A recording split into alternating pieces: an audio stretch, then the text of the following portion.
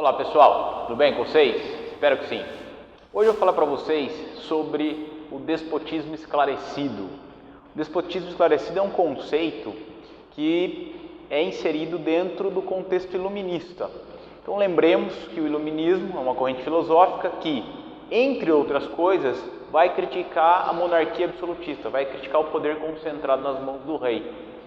Então quem que é o déspota esclarecido? É o rei absolutista a princípio, mas que começa a dar uma modernizada no seu governo.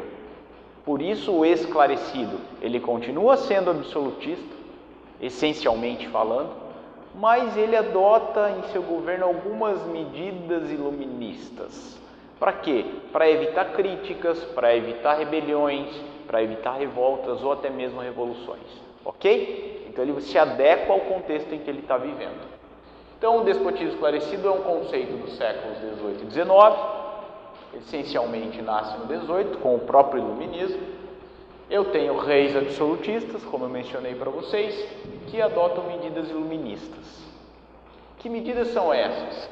Racionalização da administração, uma administração mais racional. Uma das características do iluminismo é o uso da razão, a crença que a razão é o guia infalível.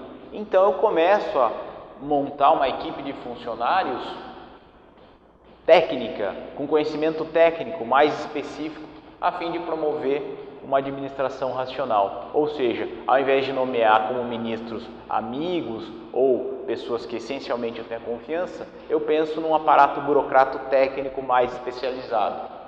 Eu vou procurar cortar gastos para descontentar menos a população, evitar gastos desnecessários, sobretudo com o luxo da corte, ok? E eu vou procurar diminuir a influência da igreja no meu governo.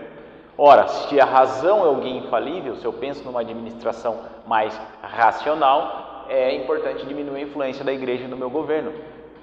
Nesse momento, por exemplo, os jesuítas são expulsos da Espanha e são expulsos de Portugal. São dois países que procuram seguir a ótica ou alguns padrões do iluminismo. Tá? Um outro exemplo é o aumento de tributos sobre as colônias. Por que os reis aumentam os tributos sobre as colônias? Para a metrópole poder arrecadar mais e para a metrópole poder se modernizar um pouco mais, agradando a população, mostrando uma preocupação do rei em modernizar a sua administração. Ok? Quais são os principais nomes? Esse é um momento um pouco mais decorativo, tá? Mas enfim, os principais nomes, né, de reis que adotaram práticas esclarecidas, de despotismo esclarecido. O Carlos III da Espanha, o rei Carlos III da Espanha. O marco do Carlos III foi o arrocho do Pacto Colonial, o aumento dos impostos. A Catarina II da Rússia. A Catarina II da Rússia procurou atrair filósofos para dentro da corte dela, com o intuito de modernizar o seu governo. O Marquês de Pombal de Portugal foi fundamental, né, para a expulsão dos jesuítas do Brasil e de Portugal. A partir desse momento, Portugal passa a ter um ensino laico. O Brasil, que era colônia de Portugal, passa a ter um ensino laico, ou seja, diminui-se muito a influência da igreja. E o rei José II da Áustria também procurou atrair filósofos e pensadores para dentro da sua corte, a fim de modernizar um pouco a sua administração. Grande importância do despotismo esclarecido: evitar processos revolucionários. Reis que não adotaram essas práticas acabaram enfrentando revoluções e perdendo o governo, como é o caso do rei Luís XVI da França. Ok? Eu vou ficando por aqui. Um grande abraço e até a próxima.